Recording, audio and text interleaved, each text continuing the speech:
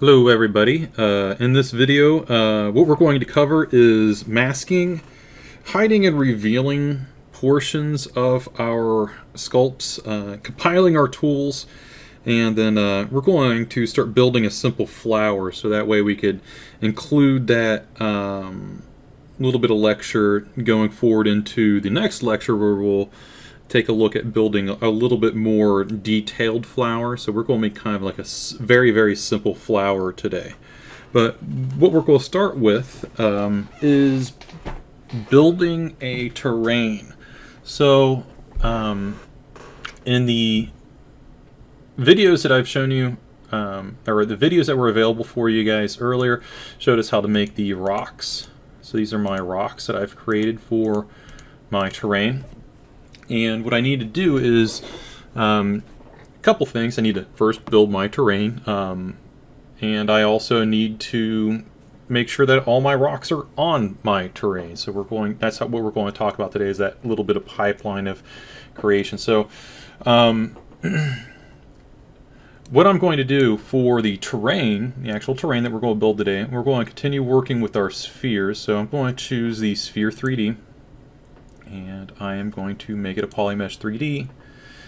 And you can see how it's kind of this yellow color right now. Since I had it open up, I just finished out our silent demo for last week.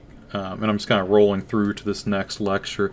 You can see that this has kind of got this yellow color to it. And the reason for that is that it's just located that way over here. Again, just kind of review and reiterate, because it's a concept that we have to hold on to, is that color information, like base color information, and material information are not a automatically provided bit of information for the sphere. It's always going to change as we move through these guys and these guys right here. The other thing is that when we start building our objects from primitives, like we have right here, this I believe that we have to make sure this is this a sphere, so we can see, as we say, Sphere 3D right here. If we see something that says Sphere 3D and it doesn't have like the word PM in front of it, it just basically means it's a sphere. So what I'm going to do is make it a polymesh 3D, and you can see it says polymesh or PM 3D sphere. So this is something we could sculpt upon. So just our quick refresher from our last class. So we are working with masking, and we're going to build up the geometry a little bit differently for our terrain. Now, if your terrain came out awesome from your first attempt and stuff, and you're so really proud of it, by any means, don't delete it. Hold on to it, and maybe we could still use it. But I would still recommend, if you still need the terrain, or you should still watch this video, because it's going to really help you out on it. So first, I'm going to hit Shift F. And we're going to see the little punctured area of spheres. I hate spheres in 3D because they all have this. So what we're going to do is get rid of this to start off with. We're getting rid of that little punctured area, and we're going to even out our sphere over here. So we're doing that just by clicking on the Z remesher. So when we start up a new sphere right here, we've made it a polymesh 3D. Now we're just going to our geometry tab, right here, and we're going to click on Z remesher. So you can see this kind of redistributes out our polygons and vertex information across the sphere. It makes it a little bit easier to work with, because it's even all over the place. And this will protect our sculpt from doing some odd overlapping and also having uneven details as we subdivide. So now that I have this set up, what I'm going to do is orbit around this. I'm holding onto the Shift key, and I click and drag in the negative space, and it's going to pop. You'll see even from up here how this guy, if I click and drag this guy, we can make it pop. If I hold onto the Shift key and drag in the negative space, I could also make it pop into other directions as well. So you can see it's moving and orbiting in different directions. This will help me, if I look at this guy right here, determine what's up and down inside this. So this is the front face of this, because they're both kind of matching here. And we'll start off by putting some masks on the sphere and using those to kind of flatten our surfaces and move some objects around. So When we were working with the rocks, all we really did was mess around with some simple brushes over here, but today we're going to be talking about how we select things inside of our scene and deform them that way. So what I'm doing, I'm holding on to the control key, and when you hold on to control key, you'll see it says mask, and then if I hold on to the control key and the minus key, it says minus mask, so it's like remove mask. The alt key is awesome because this not only like changes the way that the mask functions, it also changes the way that your brush functions. So if I was working with some really intensive add right here, we're doing this. If I hold on to the alt key and do the same thing, it does the opposite. It just says take add to subtract. So a very cool system. So what we're going to do with the mask, I'm going to click and drag out here. I'm holding on control, just control, and drag. And you can see this masks out that area. If I was to draw across this, it avoids that dark area of gray. Now, let's talk about how this functions, and then we'll come back to deforming it. So there's several ways we could apply a mask that does this kind of feature, like where it holds geometry in place. And those are handled similarly, if not completely direct, from how we look at like the shift key and how we look at the way that stroke is applied and our alphas are applied. So a lot of this stuff kind of plays together. So if I hold on a control, you can see how it switches over like we did with the shift key. It switches over to masking options. And right now it's set to freehand. So freehand, by default, I haven't altered anything. It'll allow you to do two different things. So I could draw over the surface of my sphere right here, and I can click and drag out here to make this kind of like marquee selection, rectangular shape. And I could also just click into negative space. I do simple clicks and it inverts it. So there's like the quick three options that you can work with, for selecting, and then the extra one for swiping back and forth. So that's just one method, but we looked at how we apply deformation on our meshes last week with or last class with how we use these guys right here with spraying, and we didn't talk about drag dot or anything like that, but dots and everything like that. These different methods of being able to apply between each one of these guys will also apply inside masking. So if I hold on control right now, we're working with freehand, and then if I still holding on control, I never let go of control, I'm still having this option open. I could switch this over to something like drag select, and I could start drag selecting. And there's some other options like lasso, so I can make a little lasso out of this. So there's lots of different ways we can mask out information to hold geometry in place, as well as invert it. Now, as we work through this demo, we're going to see some other masking options that are actually hidden inside of the masking options over here. So this is all your masking options and other ways we could apply masks and adjust masks that aren't listed through here. So let's take a look at how we use a mask, and we're going to start off with the most basic one I consider as just being that basic drag select one. So it looks like this as you go across to your area. So if I drag this out right here, and I have a little bit of a mask applied, what I'm going to do, because I selected maybe the top area, so if I'm thinking this is my terrain, my platform, my meshes are going to live in this area, and this is all the secondary details about where it lives, I'm going to invert that, and I did that by holding on control and clicking in negative space, and then I'm hitting the W key. So the W key will bring up one of these options right here for move, scale, rotate, and it also has this little gizmo.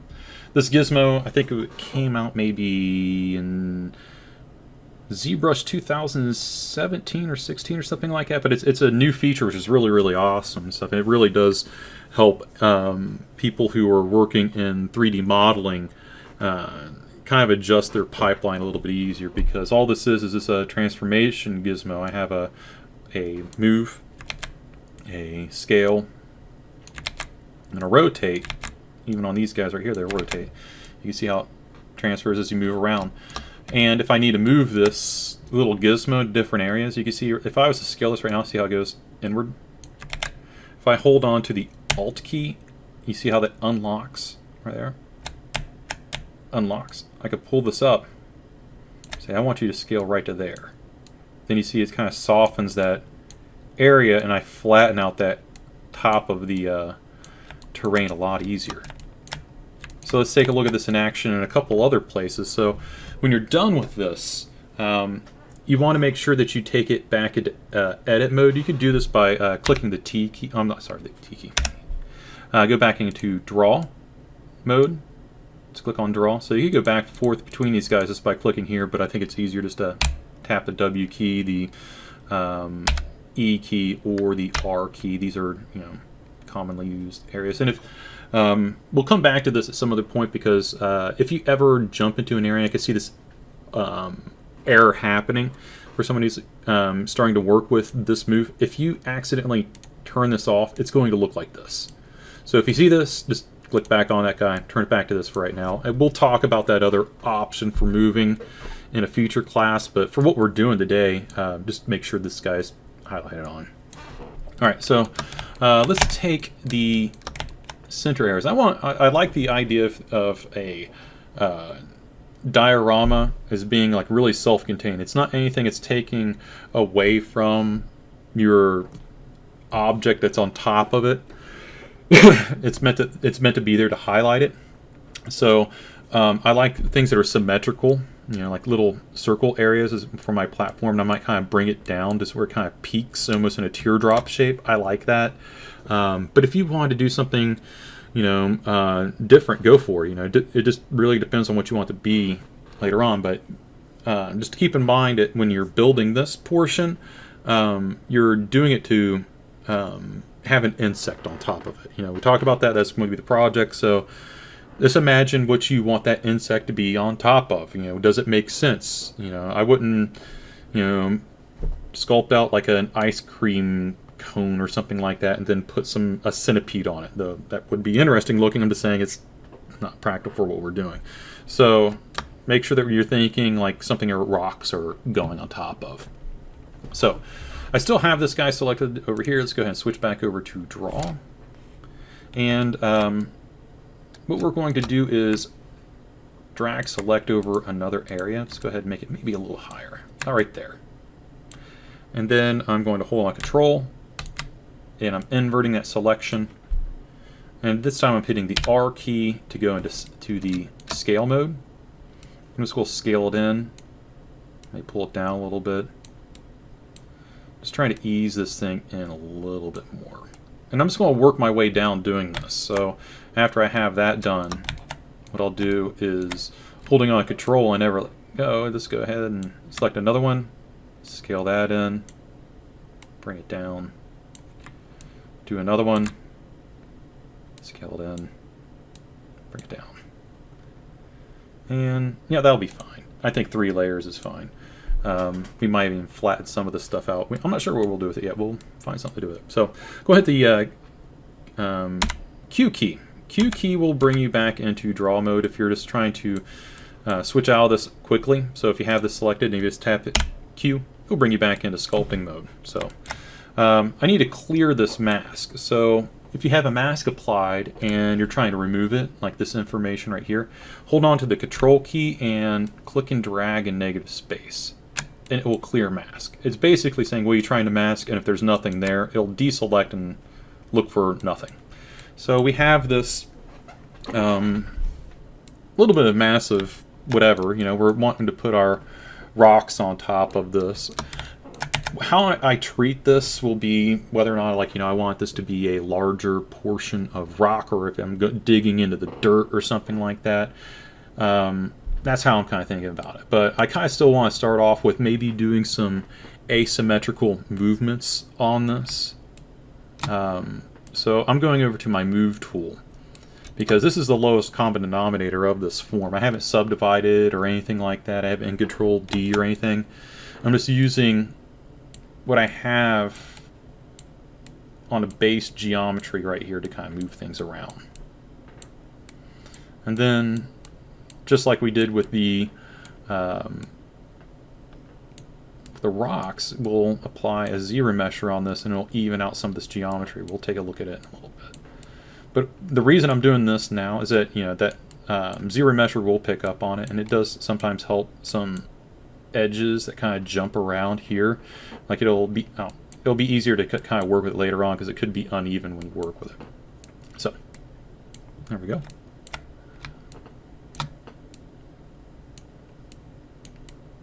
Now, as you guys are working through this, and before I go into the next step, I'm giving you guys kind of a heads up of something that might happen if you're working with your terrain and you have symmetry on. So symmetry is turned on by the X key, so you'd see this extra floating guy, and if you need to turn them off, tap the X key, you'll turn it off. If you have it turned on during the time you use Z-remesher, let me show you what happens. I'm going to make some drastic moves. You can see it's pulling on both sides here, but we're only going to do it on one side real quick. So let's say I pull this guy over here and then tap the X key. It's turned back on, but the geometry is not there on the other side. If I go to geometry and where our Z-remesher is, I'm going to click on it. Look what happens.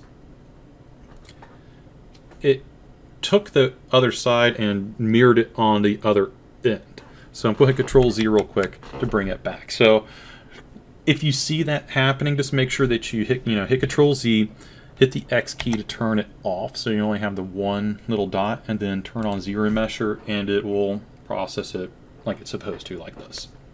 So I have that. And now, how I'm going to treat this going all the way down here is just as dirt. So something that's underneath all the grass and stuff. I'm not thinking about the grass on top of it or anything like that. I'm just thinking about how dirt would look going down.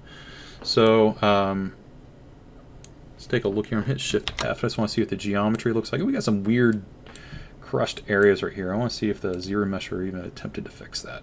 There we go. So I just clicked it again. There we go. That's a lot cleaner looking. Yeah. Now, Shift F, I'm going to go back into the Flatten tool, because Flatten will allow me to kind of also throw off some symmetrical areas, particularly, or smooth areas that I don't like right in here. You know, this almost looks like we're going into hard surface to something very soft. So I could come back in here and just kind of shape that up, kind of tighten up the form in there. There we go. And I'll do this on areas I just think it looked too round. You know, if I have an idea that the ground is kind of sharply cut out, I want to make sure it looks like that from multiple angles. So I'll kind of breaking the geometry up here.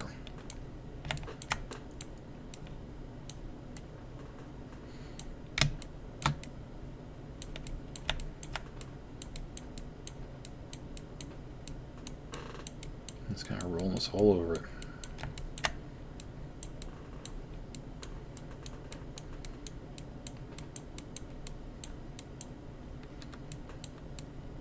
Alright, that looks pretty good. Let's see what happens when we subdivide. Well, we got a little pinch right here. So I'm going to use, if I see little pinches like this and it's this low geometry, I'll just smooth it out just like that. And then I'll kind of rebuild some form in there just by painting a brush in there. So there we go, got that fixed. Alright, so let's go ahead and subdivide, Control D. So this is where whatever kind of insect I decide to sculpt will live. And now I'm just going to go in again with my Flatten brush and just kind of build in some areas on this. Up until now I've been working with my mouse. This is one of the times that like working with a Cintiq does help, but what I'm doing right here could be done with the mouse. There's no real difference in what you would be doing during the application other than maybe pressure areas.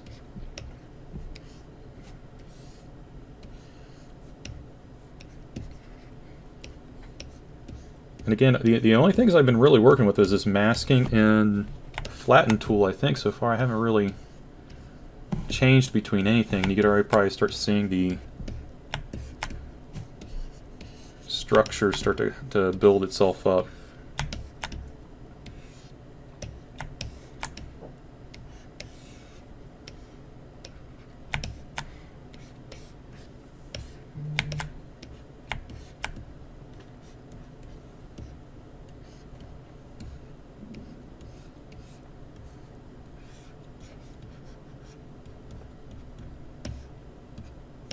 There we go. So the way I have it set up now, I'd probably think about where I want my rocks appear and maybe how I want to texture this information. This is a little bit blockier. This is bigger information, but something I want to do just because it'll help me visualize how I detail information on here.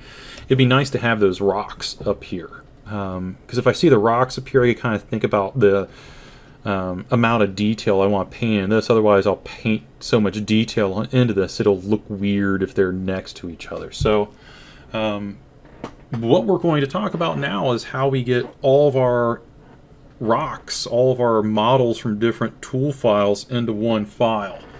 So a couple of things you might see inside of your area right here. Yours probably looks a lot different than mine. It's fine. You might see rock 1, 2, or 3 if you've been kind of working through the project, and if they're there, you can automatically kind of bring them in. So what we'll start off with before we move any of this stuff is just saving.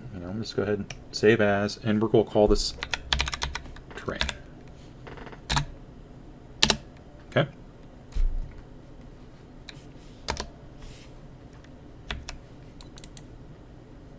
All right. Make sure I save. There we go. Okay, so terrain, if you have your rocks here, I'll show you how to pull them in, and if you don't have them in, what I'll do is afterwards is shut down ZBrush and then show you how to pull them in from another document. So if you have your, say, rock 1, 2, 3, or any of these guys that you're finished with and you see them in this area, what you could do is append them in. And this appending basically means you're adding to your scene from a scene that's over here. So it's almost like collapsing a layer in Photoshop. You're saying merge certain details together from another layer. So terrain that I have listed right here, what I'm going to do is click on append. And then we'll see rock 1, 2, and 3. So I'll click on rock 1. And then you can see rock 1 has been brought into this. We do need to scale them. We need to change the scaling, but we were able to bring them both in. That's pretty common, so we got rock 2. So what I'm going to do now is pause the video and close out this file after I save it. I'll go ahead and save this guy right now. We'll continue making sure that, so I don't have to bring this guy in again. Terrain, save, yes. We'll bring in the other 2 that are right here. So I have, this is rock 2, so I need to bring in rock 1 and 3. We'll bring those 2 in a second after I pause the video, stop ZBrush, and then open it back up. Okay, so I have a freshly opened ZBrush scene, and what I'm going to start off with to bring all of my tools in, I'm going to open up the ones that are necessary. So I'm going to go to Load Tool. This is where we can start loading in our stuff, and I have to just navigate to where our exercise folder is. So it should be like right here. So I kind of had it listed quickly to get to. So you should have all this organized in the one folder. And I'm just going to open up terrain. So here's the terrain file. I click on Lightbox. Now if I'm starting the terrain file, it's not going to pop up here because it's just a tool. It's something we're editing. So you have to click and drag, let go, and then go to edit mode, and we're back in edit mode. Now you'll see that one of those guys turned back into gray. This is because the default setting for the material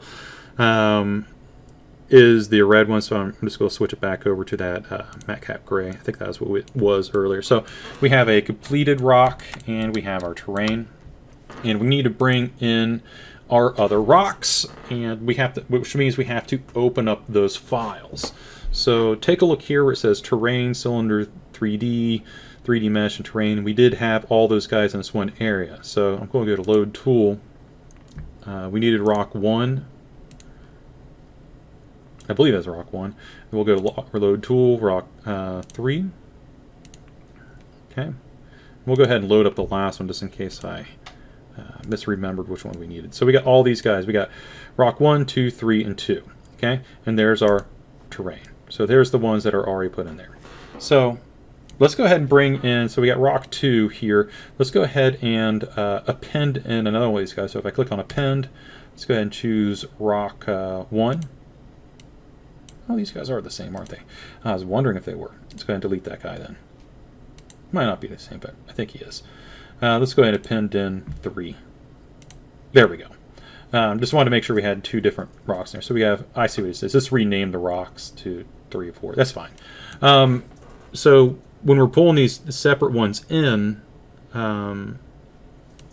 what we could do is kind of move them out separately and start scaling them separately. This subtool area is really awesome with working with that W key that we had earlier, moving things around, scaling it around, because I'm no longer needing to select just a specific portion of a sculpture. Now I can just take the whole sculpture and move it around. You know, I'm selecting this guy over here, I can move it around. And then I can go, of course, to my terrain and move it around. So there's a few things we could do with this. We could either scale down both of our rocks, or we just take our terrain and scale it up. And that's what I'm going to do. I don't need the terrain to be huge in comparison to the rocks. We're not trying to cover a large area, so if I have smaller rocks here, it kind of makes sense. And it gives a little bit of proximity scale to the insects you're putting on here. So we have these 2 guys here. Okay, push it down. It's fine that the rocks are inside of this, totally fine. Let's go ahead and append in the last one. The last one I think is rock 2. Yeah, rock 2. Which now gets named rock 3. Totally fine. So now that I have all these together, I'd go ahead and save it. Save as. We'll go ahead and I'm saving over my terrain. But if you want to, and feel free to start saving as terrain 1, terrain 2, terrain 3 if you're worried about losing your file. I back mine up maybe every hour, hour and a half that I work. But now I can go ahead and start working with trying to plan out my composition for a couple things. I could think about, you know, how all of this needs to work. How do these rocks, can I duplicate any of these guys and use them in different places? That's what's going through my head right now. If I was to fill up this information to kind of be a stage for my insect. So let's take this guy right here. We'll maybe rotate him around, down. Might even scale him up a little bit. There we go. Now, I could select between these guys just by clicking here between them. But if I want to do a quick selection inside this area, just kind of snap to it, all I'm doing is holding on to the Alt key and I left mouse button click. And wherever your mouse is at, it'll help you snap around. That's a really great shortcut, but if you have problems doing that, just go over here. Simple thing to do. So let's go ahead and move this guy around. And I could always move these guys around throughout the entire time I build the insect as well, but right now I'm just trying to get an idea. This will help me plan out my insect a little more. Let's go ahead and rotate that guy and drop him down. That's plenty interesting. Let's go ahead and click on this guy, and we'll bring you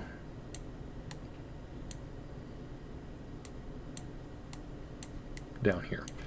So I like these guys right here, but maybe I want to reuse these rocks. You know, there's something like as a design, like if you use like 3 objects, you could sometimes trick the human eye into believing they're not repeated in a pattern.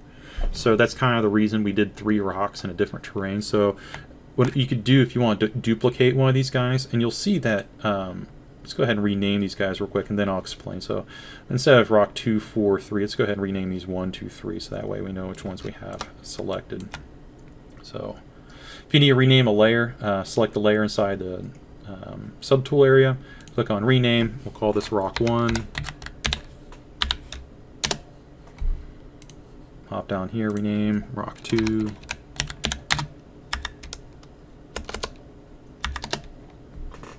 This one's already rock 3 that works. Okay, so it's a little bit easier for us to navigate around through this. So, yeah, the rules of 3. So if we have, starting with rock 1, if I wanted to duplicate this guy, and I hold on to the control key, and we're in this walk mode right here, and I pull it to the left or the right, we could theoretically duplicate it, but there's a problem with it. It says the mesh is composed of multiple subdivision levels. You have to delete or freeze the subdivision levels and try again. So to perform this action, what I have to do is basically get rid of those subdivision levels, and those are the bits of geometry that happen right here, like when we do this.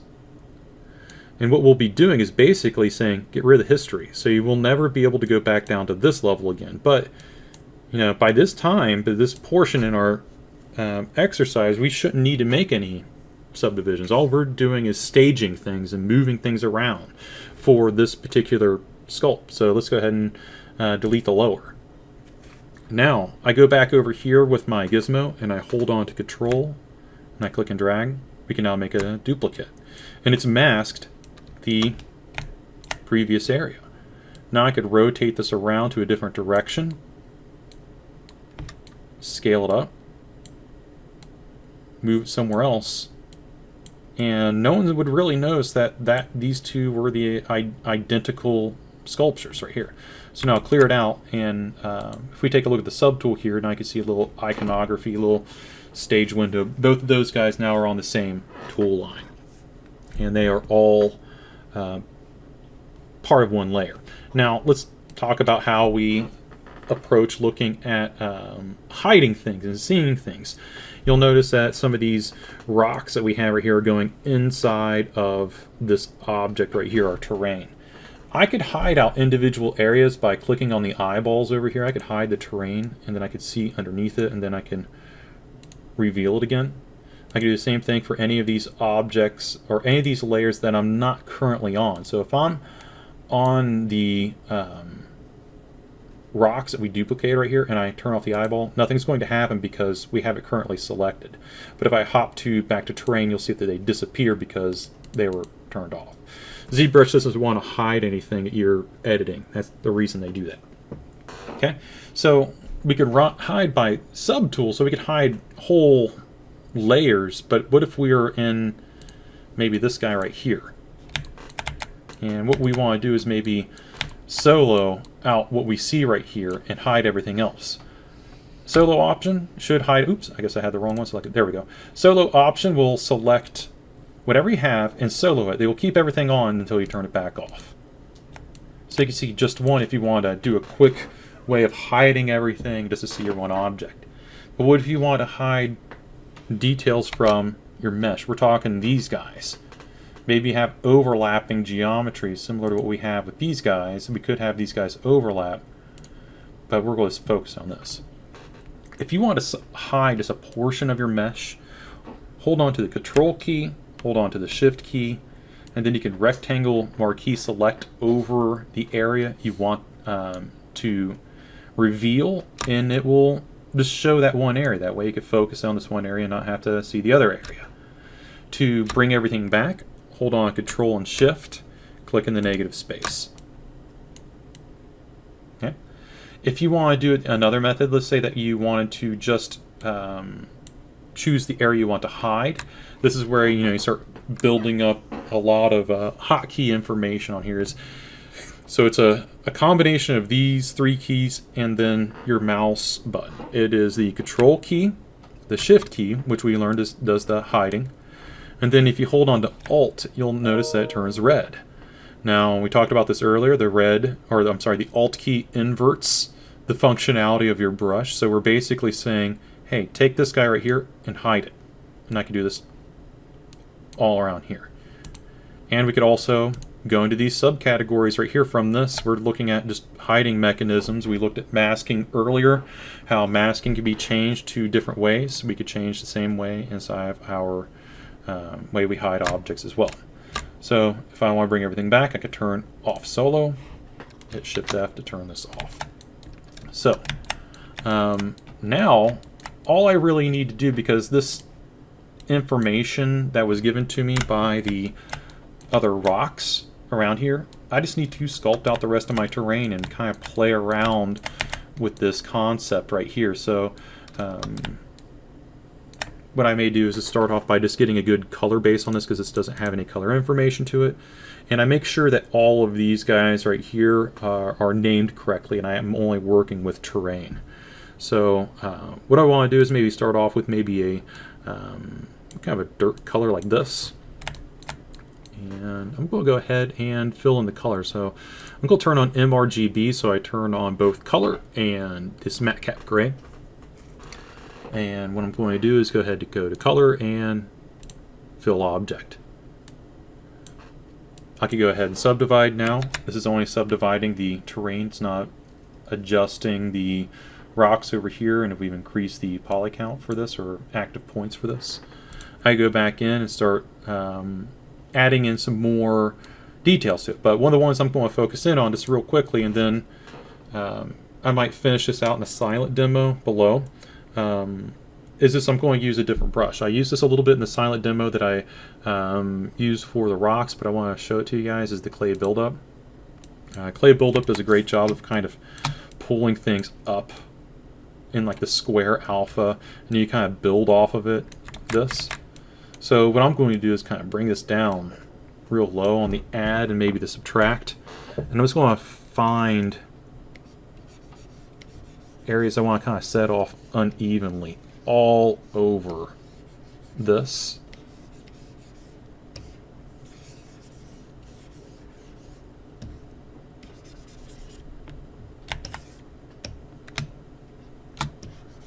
Just so I don't have any kind of smooth terrain over the whole thing. I want everything to have a bit of texture to it.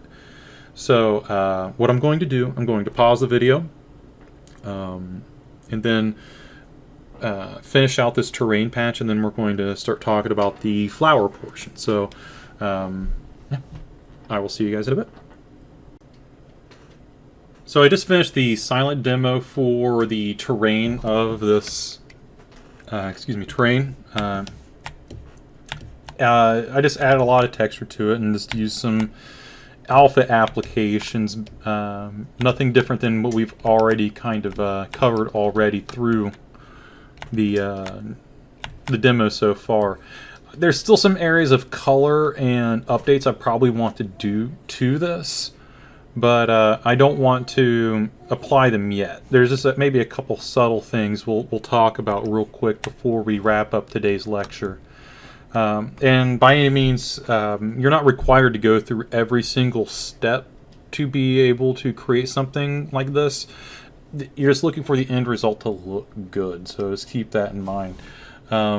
So we've talked a lot about masking in this, how we could use some masking controls for selecting and painting, how do we invert stuff, and also how we could approach changing the masking for the terrain itself in different ways.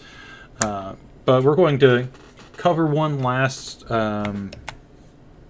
method of developing masks for our geometry here, and that's going to be under our masking properties over here. So I'm just going up and down the tool settings. This is all under tool right here, by the way, and I'm going under masking, and what we're going to look for is the different ways that we could apply masks into the scene. So we'll start off with like these two right here. So like masking by smoothness. When I click on this, you can see that it's looking at the surface of the object. So you can see these little pits right here that have been developed. These little dark areas are now masked areas. And if I want to maybe go over this with a little bit lighter tone. So let me clear this out so we can kind of take a look at a comparison of the two.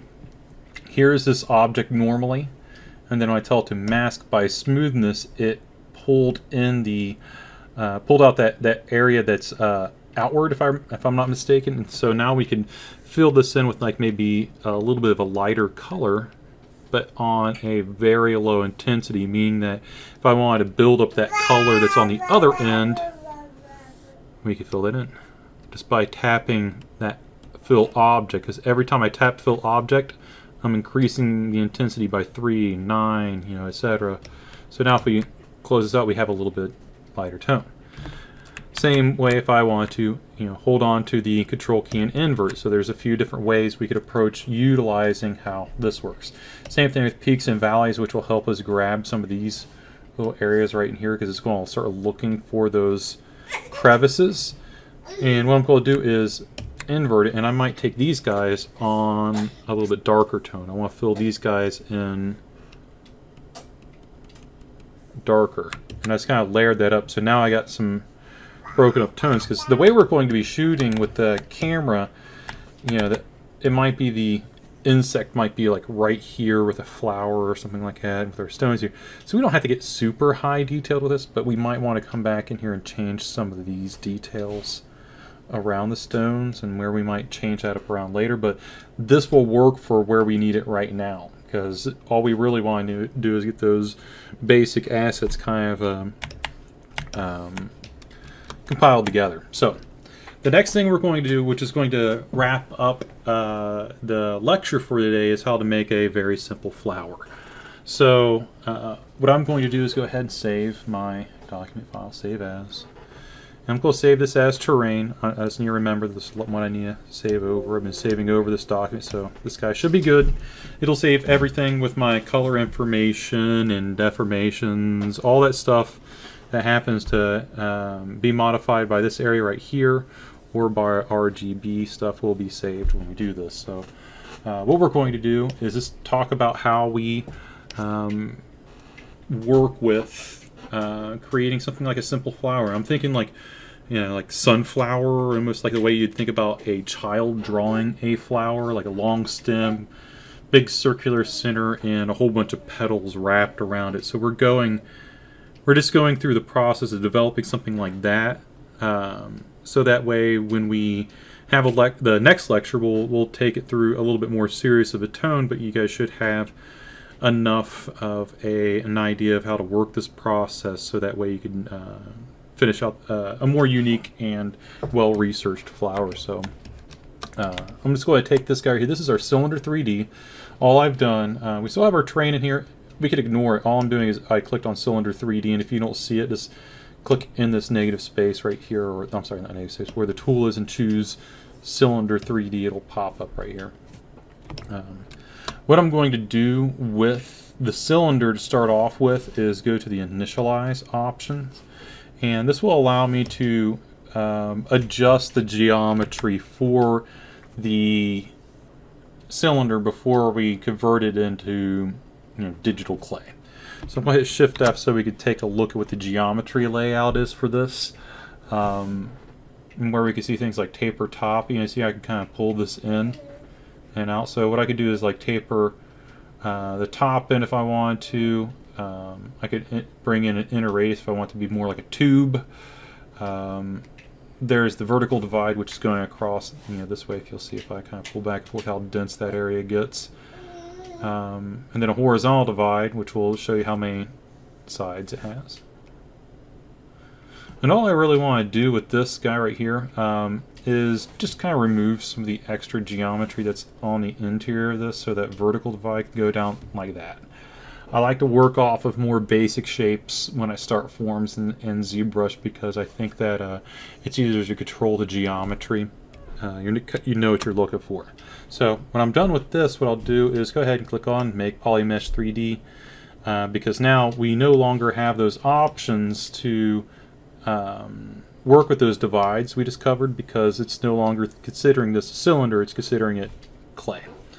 So here I'm just going to hit the R key just to get into scale mode. And this little green bar right here, since this is all centered right now, if I click and drag it, it's going to stretch it out. I'll hit the F key to focus again, and I can kind of stretch it out some more. And then if I wanted to, I go into the center and kind of shrink it all in. So I'm kind of shrinking a little bit, and then growing a little bit, and then shrinking a little bit. So it's because what I'm doing is it's kind of thinning it out. That's all we're really looking for. And that might be a little bit too thin. We'll get about there. Okay. So I could go from here. I just hit the Q key to get out of the transform mode on this, and hit the F key to kind of focus this in. And we'll go ahead and add in the next element of this, which is going to be a sphere that goes on the top. Because, like I said, we're making a simple flower, so we'll have a big sphere up here. So under the subtool categories, and most of what we're doing in this is going to live in this area. In fact, everything we do this semester is going to live mostly under tool. So if you're kind of confused about how the layout of this works, everything that we kind of do with like appending and changing the geometry to this will live under this category right here. So if you're need to just take time to kind of familiarize yourself with it by opening and closing and looking at all these little tabs right here. We'll cover most of them in the within the semester if we can. But we're going back to the subtool area, and we're going to append in a we'll say a sphere 3D. So here's our sphere 3D. Now you can't do any of the initialized stuff as far as I remember. Let me double check here. Yeah, there's not really any initialized stuff, even though we brought in a sphere, because it automatically converts it into a poly mesh. So when it's brought into the center. So if we were taking a look at where the dead center of this world is, and we see in the floor of it, we go ahead and walk this guy up. The floor is in this area. You can see this guy right here. That's where the floor of this place is. Oh, actually, correction, there's our floor. So you can see where we're lifting everything up to. So it's just finding dead center of this guy to place it in. All right. Now all I'm going to do is use this blue bar to squish them in, and maybe place them in a different area because I want them to be kind of in the front. There we go. And now that we have that, let's go ahead and bring in another sphere that's going to act as a petal. And what we're going to do is just kind of duplicate the petals over and over again around here, just to get used to working with a mesh that has multiple sides to it. But what we should do is cover this. So our poly mesh right here is one bit of geometry that has no subdivisions to it. So like there's no subdivisions here. We haven't hit Control D yet, which will allow you to use insert mesh brushes inside of ZBrush. So the new brush we're working with on this one is going to be under the brush, and we're going to look for insert. Okay, so IMMR is insert mesh. So we know that's in there. So we're looking for the primitives. Insert mesh. Here we go, primitives. We'll use this one. All right. So when I click on this guy, we have a few different options up here for the types of brushes we could be applying. So basically, if I chose something like this tube, and I drew this out, now we're going to create a tube on the surface of the sphere. And what's happening, it's going directly on that subtool. So it's not changing a subtool or anything like that to a new one. It's both one and the same. So what we're going to do, and we'll take this a couple steps at a time, we're going to look at the sphere and how we could use these two guys. So what we want is a series of spheres around this area, the circumference of our sphere right here, evenly distributed, so that way when they're like this, we can start moving them outward and make them like a petal.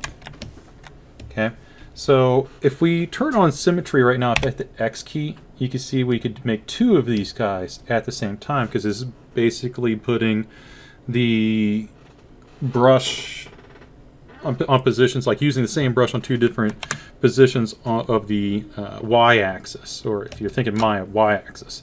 So what we want to tell this brush to do is not just place one here, but use a radial symmetry, so that way we could make them all at the same time. So that way this symmetry option won't behave one-to-one. It'll behave like there's placed all over the place here. So to change your symmetry options, we're going to go to transform, and activate symmetry is on for me. If I hit the X key, it should turn it off. So X key, you can see it turns it off and on. But there's an option for R right here, which is radial symmetry.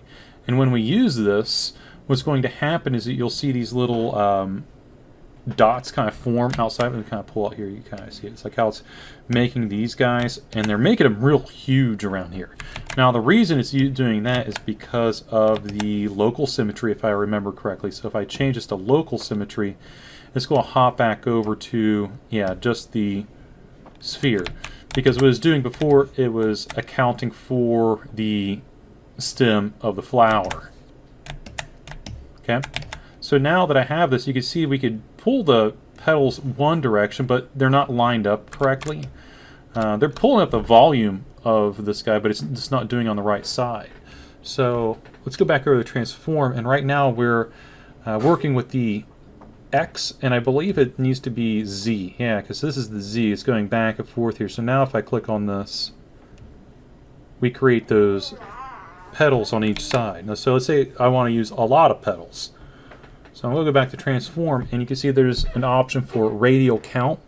So each dot that we have right here, each one of those red dots equal out to be 8 because it's making, hey, how many are you going to make here? So if we go back to that same area and say, let's use something like 18, we get a whole bunch of them, and we can make them all at the same time. Okay, now that's just how this brush is currently working with insert mesh. So we'll see this functionality kind of change if you're using something other than the insert mesh brush, like maybe a move brush and stuff, and we'll cover that in a little bit actually. But let's talk about what's going on with just the insert mesh brush, no longer the symmetry. We're no longer talking about symmetry, we're talking about these guys. When I created those new purple or violet spheres here in front of this kind of yellow green mustard color here, you'll notice that this is a darker color than this one. What basically happens when you use a insert mesh brush, it masks the object that it's being placed upon. So any other object that's not the new insert mesh brush becomes masked. So what this will allow me to do is move this guy back. And you'll notice I'm grabbing by these handlebars right here because it's perfectly left and right here. So now I have this kind of set up right here. I can kind of move this around till it perfectly fits. Now I'm going to hold on to the control key and click and drag. We'll deselect. So you'll see now we have a mesh here that has a couple different variations in color, and we also have like 18 of these guys going around. Now this change in color is for this lecture, what we're doing is not going to be too important. We definitely were going to hit on why this happens. They're called polygroups. They're very, very important. But we're going to focus in on right now is just how we relate between these guys. So, but the color information is not really there. If I hit Shift F, you'll see that, you know, all that is identifying different areas here. So all we're going to do here is switch over to the move brush, and we'll scale up, and we should be able to have, I just hit the X key, we have our symmetry on, and I can start pulling this out. See that? And we're kind of building in some texture in here, stuff like that, or not texture, but I'd say change in geometry here. Now this is happening because the fall off of the move brush, that little area between the smaller circle of this brush and the outer ring, and I'm talking about not the ones where the symmetry is happening, but just the just the ones between these two guys right here, is that it's on this mesh, but it's also touching the other.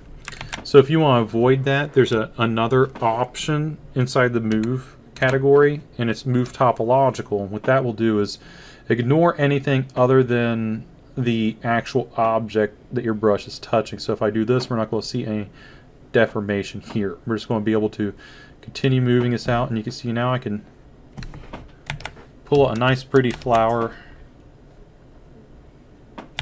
from there. Okay, so this is where I'm going to wrap things up for this lecture. In the next lecture, what we're going to do is build a little bit more realistic of a flower. If you're enjoying working with your flower in this portion of the demo, I say keep it. I mean, it might be something you continue to develop and use within the exercise or project submission in the future. So, but we will probably start with something fresh in the next lecture. But I would maybe make a couple of these, get used to the whole work pipeline. If you have any questions, please send me an email. Feel free to send me screen grabs so that way I kind of see what kind of direction you're attempting to take your flower in. And then in the next class, like I said, we'll take a look at working with more of the terrain, getting the flower in there, and we'll also take a look at placing, using fiber mesh to place grass inside of our scene. So I look forward to seeing what you guys create, and if you have any questions, email me. All right, talk to you soon. Bye.